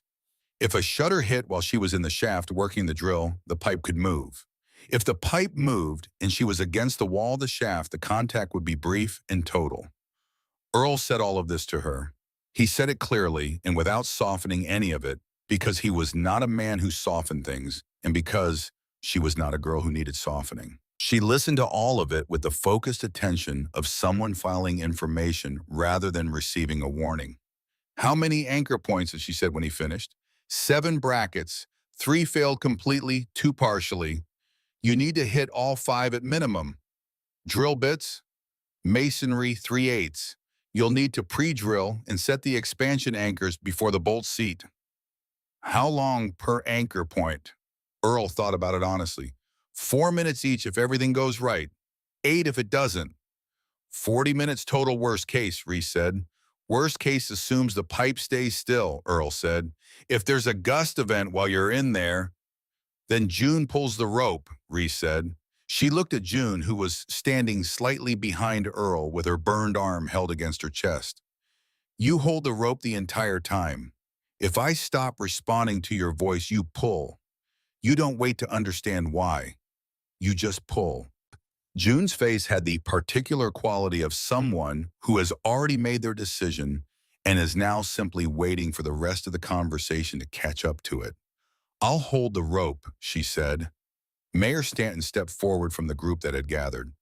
"There has to be another way. We can reduce the turbine output, reduce the steam pressure in the pipes. Reducing output without fixing the brackets doesn't solve the structural problem." Reese said, "It buys time. The pipe is already compromised. The next major gust event will finish what the thermal expansion started. We fix the brackets or we lose the pipe. Those are the options." She said it without impatience, laying it out as engineering rather than argument. The mayor had nothing to put against engineering. He stepped back. "Doctor." Fields appeared at Reese's elbow with a roll of thermal barrier tape from the medical supply crates, the kind used for burn wound isolation, and began wrapping both of Reese's forearms without being asked. She worked quickly and, without speaking, her hands doing what they were trained to do in proximity to situations she could not prevent. When she finished the arms, she wrapped both palms. She looked at Reese for a moment. "The tape will give you about 4 seconds of contact tolerance before heat transfer," Dr. Fields said. "After that, it fails. Don't test it." Reese nodded. Earl handed her the drill already loaded with the first masonry bit, heavy and corded with a 20-foot line that would reach the lower anchor points. He handed her a canvas tool bag with the expansion anchors and bolts sorted by size and a torque wrench preset to the specification. He had done all of this in the 10 minutes since she told him to get the tools, and the speed and correctness of his preparation was its own form of statement.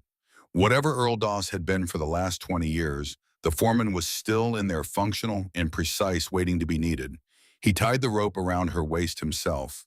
A double bowline, the knot that does not tighten under load, the knot used in confined space rescue operations since before either of them was born. He checked it twice. "You feel the pipe move," he said. "You stop everything and you call out. You don't try to finish the anchor. You call out and June pulls." "I understand," Reese said. "I need to hear you say you'll actually do it." She looked at him. "I'll call out." He held her gaze for another second. Then he stepped aside. Reese looked at the shaft opening. 14 inches of clearance around a pipe that wanted to kill her, leading upward through 40 feet of concrete to the anchor points that were the only thing standing between the people in this cavern and catastrophic pressure failure. She thought about the bench outside the closed gas station, the 9-degree cold, the 4 $10 bills June had kept under her insole for a dress she never got to buy, the heavy oak doors of the church locked from the inside. She thought about the $40. She put her arms above her head and went in. The heat hit her like walking into a wall. Even prepared for it, even knowing the temperature from Earl's calculation, the reality of it inside the shaft was different from the number. The concrete walls were radiating absorbed heat from the pipe like the interior of a kiln. And the air she was breathing was the air of that space, thick and mineral and dense with heat in a way that made each breath feel like it was providing less than a breath should. She kept her body pressed to the wall of the shaft on the side opposite the pipe, using the rope to control her ascent, moving her feet in careful, deliberate increments. The pipe ran up the center of the shaft, one end anchored to the turbine housing below, and the other disappearing into the concrete ceiling above. It was approximately 8 inches in diameter, coated in a heat-resistant paint that had mostly burned off over 58 years of operation, and it radiated heat in a visible distortion of the air around it that made the flashlight beam she was holding between her teeth shimmer and bend. The first damaged bracket was 12 feet up. She worked the drill one-handed, bracing against the shaft wall with her legs and her back, her body wedged into the 14-inch space with the precision of someone who had no margin for imprecision. The masonry bit hit the concrete, and the drill screamed in the confined space with a sound that bounced off the walls and came back at her from every direction simultaneously. Dust fell into her eyes. She blinked it out and kept drilling. 4 minutes for the first anchor. The bolt seated clean, and she tested it with the torque wrench, and it held. She moved up. Below her, June's voice came up the shaft at regular intervals. Not questions, not encouragement, just her name called once every 30 seconds with the steady rhythm of a heartbeat. Reese responded each time with a single knock of her knuckle against the concrete wall. The code they had established in 30 seconds before she went and knocked means "I'm here." Silence means pull. The second bracket was worse. The concrete around it had developed the stress fractures Earl had identified from below. And when she pre-drilled for the expansion anchor, two of the fracture lines opened slightly under the drill's vibration. She stopped. She assessed. She changed the anchor placement by 3 inches, moving away from the fracture lines to solid concrete, and drilled again. It cost her 6 minutes instead of 4. She was sweating in a way that was becoming a physiological concern. The thermal barrier tape on her arms was holding, but her face and neck had no protection, and the accumulated heat in her core was reaching levels that her body was beginning to register as a problem distinct from the work. She paused at the second bracket, pressed her back against the cool side of the shaft wall, and took 12 slow breaths. Below June's voice, Reese, knock. Third bracket. She was 20 feet up now, and the sound of the wind was audible above her, coming down the shaft in intermittent pulses that made the pipe vibrate slightly. Not the full gust event she was afraid of, the minor vibration of a wind that was testing rather than committing. Each pulse made the pipe shudder, and each shudder made the hair on her arms stand upright through the thermal tape. She drilled the third anchor. The bit skipped on a piece of aggregate in his concrete mix, and she lost grip for a half second, and her left hand swung inward toward the pipe surface. The thermal tape took the contact. She pulled her hand back and held it against her chest, breathing, counting, not allowing her mind to process what had just almost happened, because processing it would take resources she did not have to spare. Below Reese, knock. The fourth bracket was the highest of the failed ones, 30 feet up, where the shaft narrowed slightly as it approached the ceiling, and the clearance dropped from 14 inches to something closer to 10. She had to exhale fully and press flat to get past the narrow point, and for approximately 4 seconds, she was in contact with the concrete on both sides with the pipe 3 inches from her face. She drilled the fourth anchor in a position that required her to work entirely above her head. The drill inverted the bit, pressing upward into the ceiling-adjacent concrete, with the torque trying to spin her in a space that had no room for spinning. She controlled it with her legs against the walls and her back against the opposite concrete, and something that was not strength exactly, but the focused application of everything her body had remaining. The anchor seated, she rested for 2 minutes at 30 feet. Her hands were shaking, not from cold, from sustained effort and heat in the accumulated output of a body that had been running above capacity for a very long time. She thought about June below her, standing at the base of the shaft with the rope in her hands, calling her name every 30 seconds since she went in. She thought about the chamomile seeds in the mason jar, the way June had held it against her chest in the first minutes after the lights came on, the way a person holds something that connects them backward through grief to something that was good. She thought about what it would mean to let go of the rope. She moved up to the fifth bracket. It was the worst of them. The anchor bolts had not merely failed, they had pulled through the concrete entirely, leaving raw holes in the wall that showed the aggregate beneath. The bracket was hanging free on one side, held only by the stressed lower attachment, and it was this bracket more than any other that was allowing the pipe to move under wind load. She drilled 2 new anchor positions 6 inches from the original holes into concrete that had not been compromised. She set the first expansion anchor, and it held. She set the second and began driving the bolt, and that was when the gust hit. It came from above, without warning, a major wind event of the kind the storm had been producing every 90 minutes since it began, transferring through the surface vent cap and down the shaft with a force that was not the minor testing vibration of the smaller gusts, but the full lateral commitment of a 70-mile-per-hour wind. The pipe moved, not far, perhaps an inch of lateral displacement at the point where she was working, but an inch in 14 inches of clearance with her body pressed against the wall, and the pipe 3 inches from her face was not a small movement. She pressed herself flat, and the pipe swung past her face with a displacement of air that she felt against her cheek. The thermal barrier tape on her left hand, which was still on the bolt she had been driving, caught the pipe surface for a contact duration she could not measure. The tape failed. She felt the heat through the backing material, a specific and serious pain that was precise and informative. And she pulled her hand back and held it against her chest and waited for the vibration in the pipe to subside. Below Reese, she made a fist with the burned hand and knocked the concrete wall once, hard. The vibration in the pipe settled. The gust passed. The shaft returned to its prior state of lesser threat. She finished driving the bolt with her right hand one-handed, using her forearm to stabilize the torque wrench by bracing it against the wall. The bolt seated. She tested it. It held. She tested all 5 anchors moving back down the shaft with the methodical confirmation of someone who understands that the work is not done until it is verified.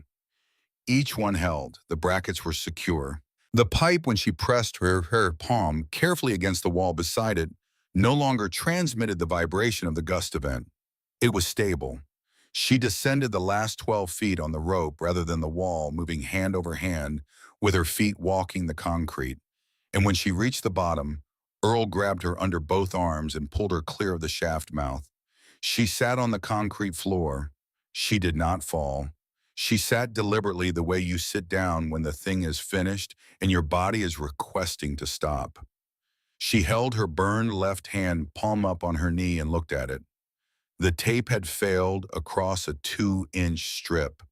The skin beneath was a specific dark red of a contact burn, not blistered yet, but heading there. Dr. Fields was already beside her, cutting the tape away with surgical scissors.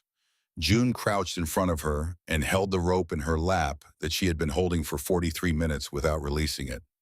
"The brackets," June asked. "5 anchors seated. The pipe is stable." June let out a breath that seemed to come from somewhere deeper than her lungs. From the turbine housing above, the hum of the machine was even and steady and constant, the same hum it had been producing since the moment June threw the main breaker on the first night. The pressure gauges on the boiler housing held in their normal operating range. The overhead lights were at full intensity. Earl Doss stood over Reese with the flashlight and looked at her in the complete and particular way of a man who was reassessing something he thought he understood. "5 anchors," he said. "5," Reese said. He sat down on the concrete beside her, which was not a thing he did gracefully because his knees were not young, and he sat in silence for a moment. "I knew your father," he said, "before everything went sideways with the company. Tom Calloway was the most capable man I ever worked with. Knew what a problem was before the instruments told him. Knew what the fix was before the engineers arrived." He paused. "I want you to know he would have been something to see watching what you just did." Reese said nothing. She looked at her burned hand in Dr. Fields' careful grip. She felt something move through her chest that was not grief exactly, or not only grief, but grief that had been given a direction to travel and had found one. She did not cry. Not yet. But the thing that had shifted in her chest the night Pastor Harlow locked the church door moved again, this time in the other direction, towards something that was not quite soft, but was something other than locked. The banging on the maintenance closet door started 4 minutes after she came down. It was Warren. He had heard the gust event from inside the closet, had felt the structural vibration through the walls, had heard enough of the prior conversation through the door to understand what was happening. When the banging started, Chief Pike looked at Reese. Reese nodded one. Pike opened the door. Warren came out of the storage closet changed, not redeemed, not recovered, not the man he had been before. Something had happened to him in 40 hours in a 40-degree room with 1 MRE and a water bottle. Something that had to do with the specific quality of darkness and cold and isolation and having nothing to do except think about what he had done. He was not shaking from cold. He was shaking from something else, something interior and apparently structural that had been dislodged from wherever he had kept it secured. He looked at Reese's burned hand. He looked at the shaft opening. He looked at Earl. "The thermal shock from when I shut the valve," he said. His voice was flat, the professional smoothness entirely absent. "I heard you talking about the brackets. I know what happened." He stopped. His jaw worked for a moment on something that was difficult to say, not because it was complicated, but because it had been a long time since he'd said anything like it. "I caused that. I need to fix it." "It's fixed," Reese said. He looked at her hand. "That happened because of me," he said. "Yes," she said. He stood with that for a moment. Then he reached into the pocket of the borrowed flannel shirt, and he held out his left hand toward her. In his palm was the gold watch. Reese looked at it. "I don't want your watch," she said. "I know," he said. "I know that. I just—" He looked at the watch and closed his hand around it and put it back in his pocket. He looked at the floor. "I took $60 from a clay jar in your mother's kitchen. I told myself it was administrative, and I didn't think about it again for 2 weeks." He paused. "I thought about it in the closet. In the cavern was quiet around them in the way that spaces get quiet when the people in them understand that something real is happening and do not want to interrupt it." "You left us on the sidewalk," Reese said. "Yes." "With 2 duffel bags." "Yes." "In the middle of November in Wyoming." "Yes." His voice was not defensive. It was simply present with what she was saying, not trying to negotiate or contextualize or to leverage. Just present. Reese looked at him for a long time. She looked at the man who had driven up in a Mercedes 2 days after her parents died and moved through the architecture of her childhood with a cardboard box dismantling it piece by piece for inventory and appraisal. She looked at the man who had written petty cash estate administrative expenses on a yellow legal pad and taken $60 from a clay rooster and not thought about it for 2 weeks. She looked at a man sitting in the ruins of who he had been, and she tried to find in herself the thing that June had been right about, the thing that June had identified clearly when the crowd was moving toward Warren with the loggers in front, the simple factual statement that becoming what had been done to them was not an option. It was not easy. It was possibly the hardest piece of work she had done since going into that shaft, and that was a high comparison. "I'm not forgiving you," Reese said. "Not tonight. Maybe not for a long time.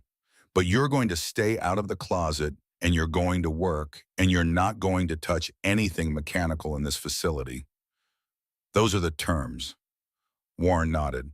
"And when we get out of here," Reese said, "you are going to give me back every dollar of that estate that you can legally recover. All of it. Not as a negotiation. As a condition of me not spending the next year making sure every client you have knows exactly how you conduct yourself." Warren's face held something that was not quite the expression of a man accepting terms. It was the expression of a man who had expected worse and understood that what he was receiving was in fact more than he deserved. "All right," he said. He went to the food distribution area and picked up a ladle. On the 18th day, the storm stopped. It did not taper gracefully. The blizzard of 2026 ended the way it had begun, without ceremony, the wind dropping from 70 miles per hour to 15. In the space of about 40 minutes, the snow ceasing in a way that felt less like weather passing and more like a decision being unmade. The static on the ham radio, which had been continuous white noise for the duration, began to show gaps. Fragments of signal from the emergency management frequency in Casper, then a longer coherent transmission, then voices. The voices were looking for Harlan's Bluff. They had been looking for 3 days since the storm allowed helicopters to operate in the regional airspace to the south and east, working their way westward through the mountain communities. Their estimates for Harlan's Bluff, which Reese heard clearly through the ham radio receiver in the warm underground room, were grim. They were treating it as a recovery operation. She transmitted on every frequency she could reach until something answered. The contact came at 4 in the morning of the 18th day, a National Guard communications team operating a mobile relay station 40 miles east. She gave them coordinates, population, medical status, supply situation. The voice on the other end went quiet for a moment after she finished the summary. "Say again your population number," the voice said. 203, Reese said. All alive. Another silence. Copy that, the voice said. 203 all alive. Ma'am, we are going to need you to say that again one more time because I need to make sure I heard you correctly. 203 people, Reese said, all alive. We have injured and we have illness, but we have no fatalities. We have food and heat and water. We need medical evacuation for 6 critical cases and surface access cleared for the rest. What's your ETA? The voice on the radio took a breath. 12 to 14 hours for the first heavy equipment. We'll have birds in the air at first light.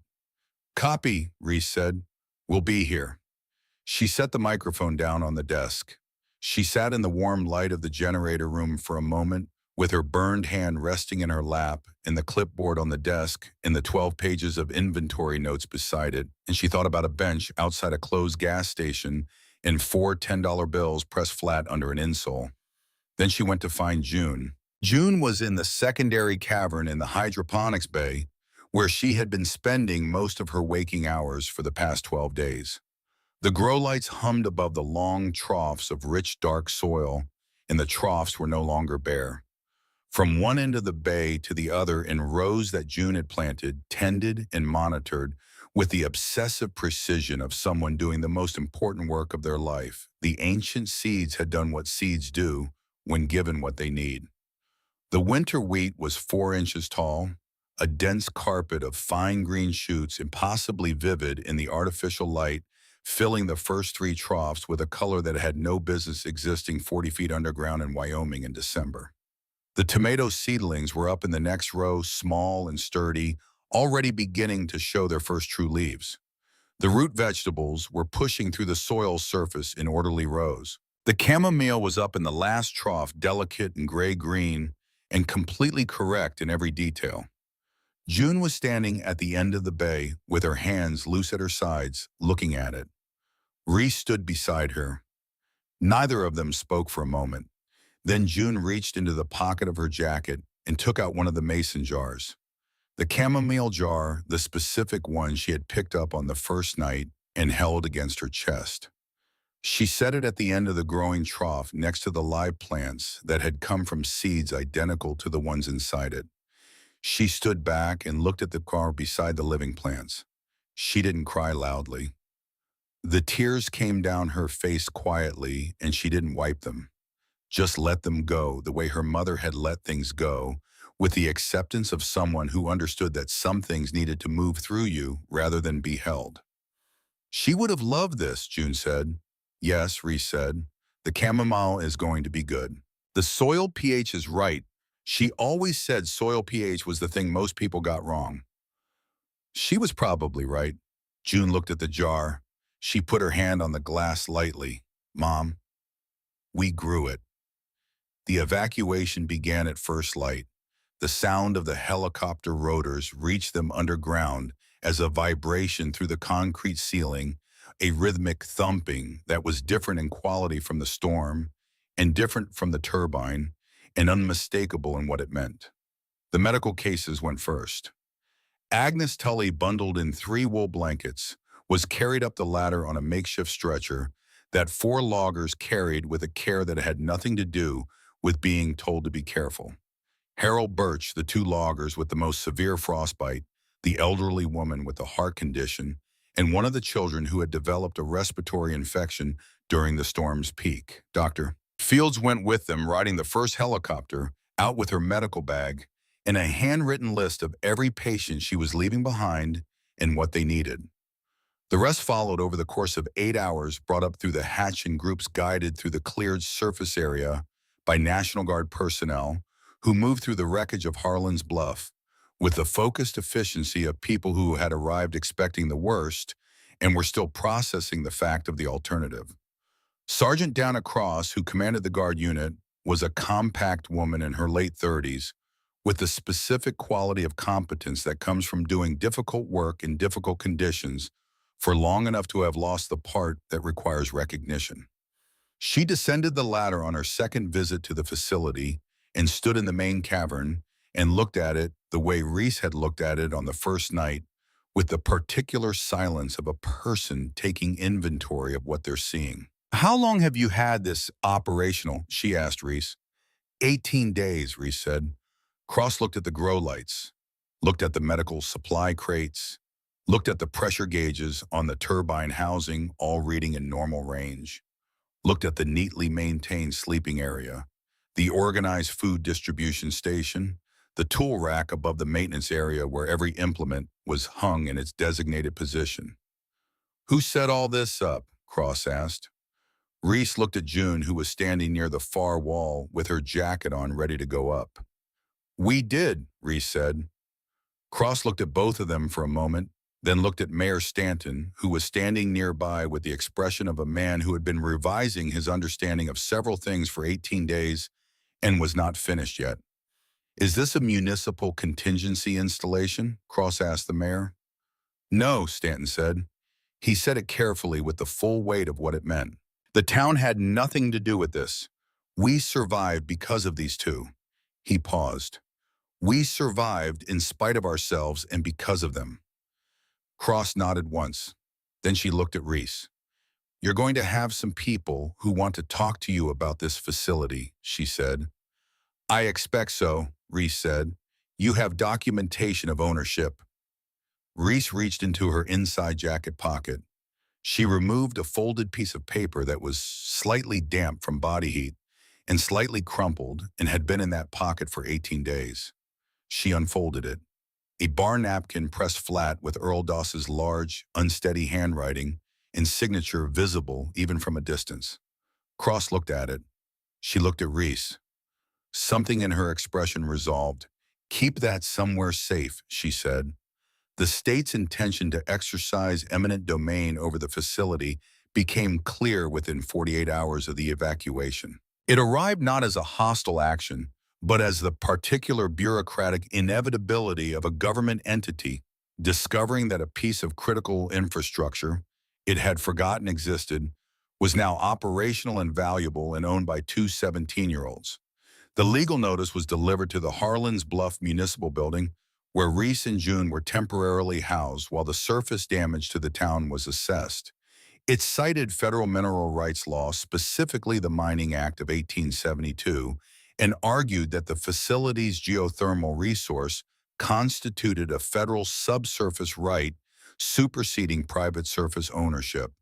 It requested a response within 30 days. Reese read the notice once, folded it, and put it on the table. Warren Calloway was sitting across the table from her. He had been staying at a different location in the temporary housing, but had asked through Chief Pike for a meeting, and Reese had allowed it. He was not the same man who had driven up in a silver Mercedes wearing a cashmere coat. He looked like someone who had survived something which he had, and who was carrying the weight of how he had conducted himself inside it, which was heavier. He read the notice when she passed it to him. He read it twice. When he looked up, something had come back into his face that had not been there since before the bunker. Not the predatory calculation of the man boxing up silver cutlery. Something earlier than that. The working intelligence of a man who was very good at his actual job when his actual job was being deployed in the right direction. "This argument has significant weaknesses," he said. "I know it does," Reese said. "The 1872 Act covers mineral extraction, not geothermal heat. The facility was constructed under a private contract between a federal agency and a private corporation, not under a federal mineral rights claim. The surface deed conveys with the subsurface improvements under Wyoming property law in the absence of a specific recorded exception." Warren looked at her steadily. "You've been thinking about this." "I've had 18 days. He set the notice down. "You need a lawyer." "I know." "A good one." "I know." He looked at his hands. The burns on his fingers from the exhaust shaft were still bandaged, two of them splinted.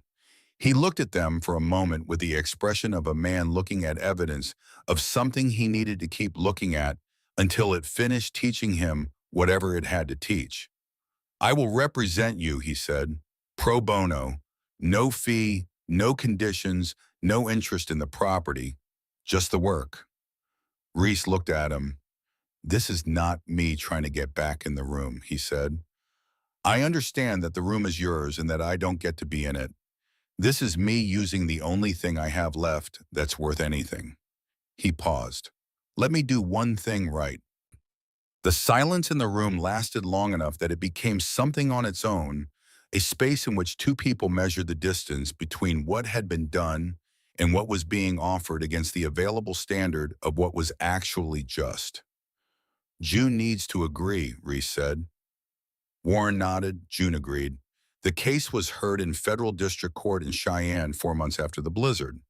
Warren Calloway, appearing on behalf of Reese Calloway and June Pierce, presented a 40-page brief arguing the primacy of the surface deed over the federal subsurface claim. The brief cited 7 relevant precedents: 3 Wyoming state statute, the specific contractual history of the Project Harlan facility, as documented in declassified federal records. Warren had spent 6 weeks obtaining through Freedom of Information requests in the simple factual statement that the deed of sale executed on the back of a bar napkin on October 14th, 2026, and witnessed by 3 adults in the Rusty Nail Tavern constituted a valid conveyance under Wyoming common law principles that had governed property transfer in the territory since before it was a state. The federal government's attorneys were experienced and thorough. They argued well.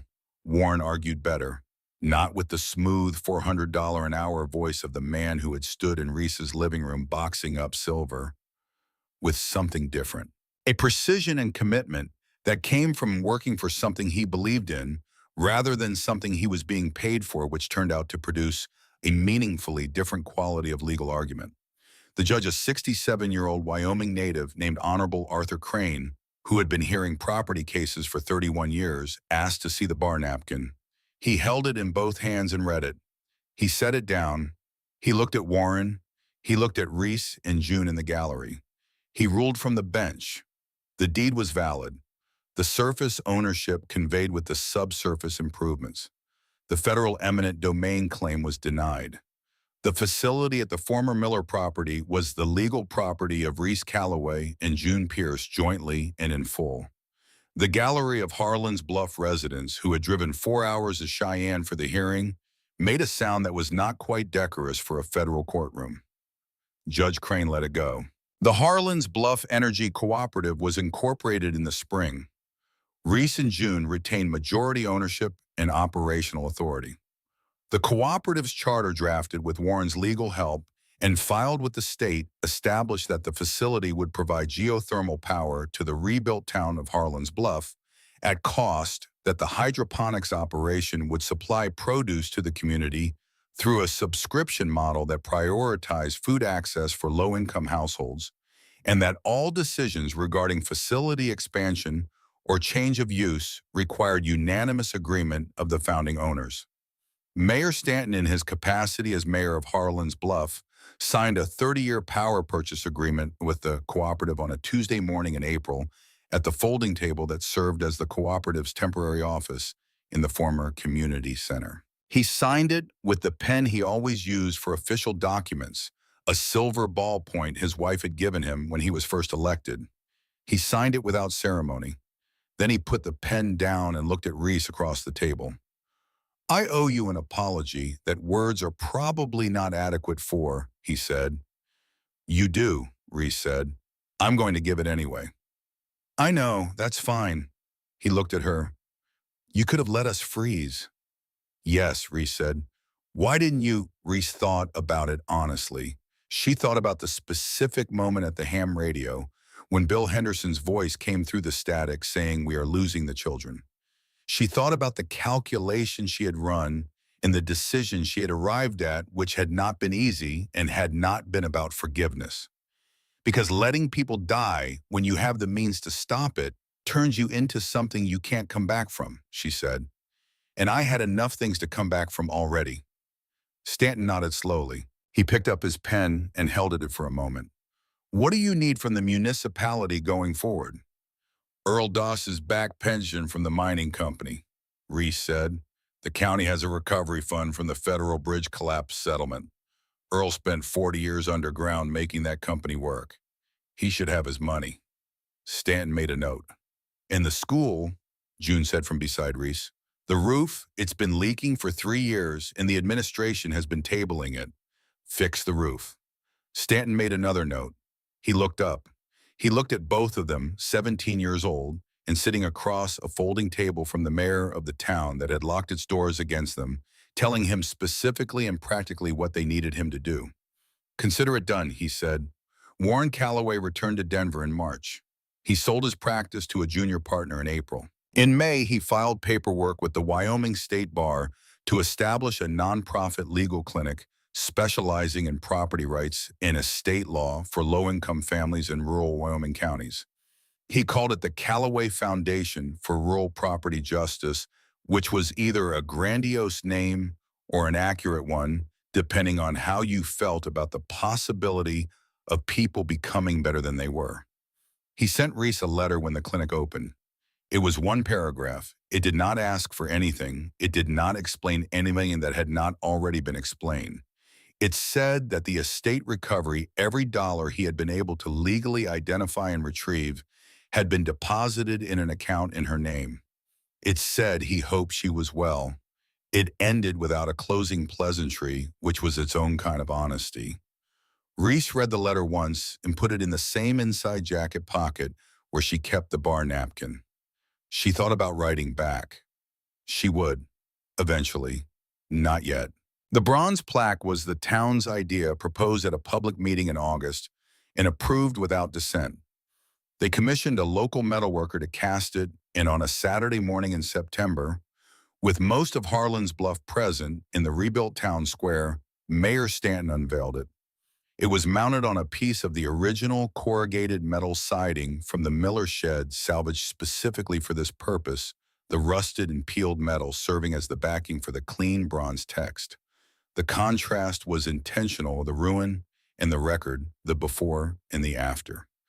The plaque read, "To Reese and June, who found warmth in the frozen dark and had the grace to share it." Reese stood in the crowd and looked at it. She was standing next to June, who was standing next to Earl Doss, who was standing with his hands in his pockets and his eyes slightly too bright for a man who claimed not to be sentimental. The September light in Wyoming has a particular quality that has to do with the angle of the sun and the clarity of the air after summer and the particular gold of the grasses on the hillsides above town. It fell across the plaque and the rusted metal behind it and the crowd of people in the square, and it was the kind of light that makes things look like they will be remembered. June put her hand in her jacket pocket and felt the mason jar she carried with her, the chamomile jar, the one from the first night. "We should plant some in the square," she said. "In the spring, a garden." "A big one," Reese said. "Yeah," June said, "a big one." Reese looked at the plaque. She looked at the rusted metal behind it. She looked at the town around her rebuilt and continuing the people who had failed them and been saved by them and who were now something more complicated and more honest than they had been before the worst winter of their lives came down off the mountain and showed them who they were. She put her hand in her jacket pocket. Her fingers found the bar napkin, still folded, still there. $40. She thought about the bench, the closed gas station, the 9-degree cold, the locked church doors, the cardboard box her uncle packed her mother's silver into while she watched. She thought about the warmth that came up from the open hatch on the first night, that wave of impossible, warm air rising into the frozen dark, the smell of sulfur and old earth and something ancient and patient that had been waiting underground since before anyone in this town was born. She thought about what it had cost. She thought about what it had built. $40, she thought. $40 and the particular stubbornness of someone who has lost everything except the knowledge that the only direction left is forward. She took her hand out of her pocket. She stood in the September light with June beside her and the bronze plaque ahead of her and the rebuilt town of Harlan's Bluff all around her. She let herself feel for the first time since the cemetery the full weight of what they had done. It was heavy. It was also finally and completely hers.